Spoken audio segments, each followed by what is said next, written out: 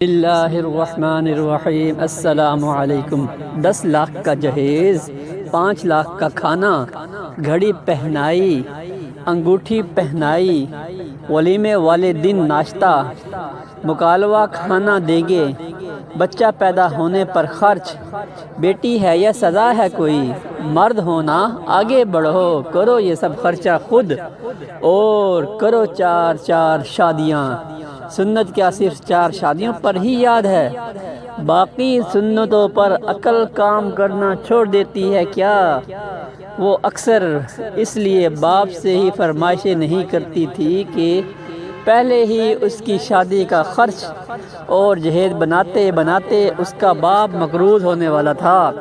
منگنی کے بعد اکثر لڑکے والے آتے رہتے ہیں اور مہمان نوازی کرتے کرتے اس کی ماں تھک چکی تھی، مگر پھر بھی خالی جیب کے ساتھ مسکراہٹ چہرے پر سجائے ہر آنے والے کو اعلیٰ سے اعلیٰ کھانا کھلاتی اور خوش کر کے بھیجتی تھی۔ کبھی نند، کبھی جیٹھانی، کبھی چاچی ساس تو کبھی مامی ساس، ہر رشتوں کو یکساں احترام دلانے کے لیے وہ الگ الگ ٹولیوں میں آتے رہتے۔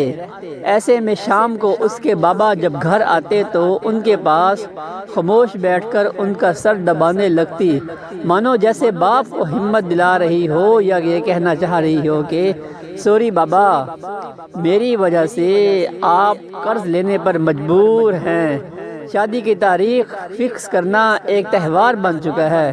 لڑکی والوں کو پتہ ہی نہیں ہوتا کہ کتنے لوگ آئیں گے، ان کے کھانے پینے کے علاوہ سب کے لیے کپڑے خرید کر رکھنے ہوتے ہیں، چاہے 5 لوگ ہوں یا 50۔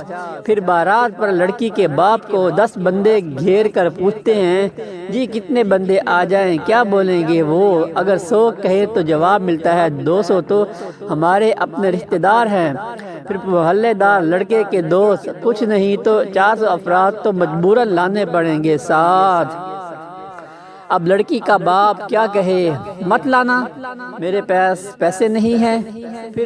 پھر فرسودہ نظام میں بارات والے دن لڑکی کے ساتھ 2 دیگے کھانا بھی بھیجنا ہے، جہیز بھی خود بنا کر چھوڑ کر آنا ہے، اور ہو سکے تو بیڈ، صوفہ وغیرہ سجانے کے لیے لڑکی کے بھائی کو بھیج دیجیے گا۔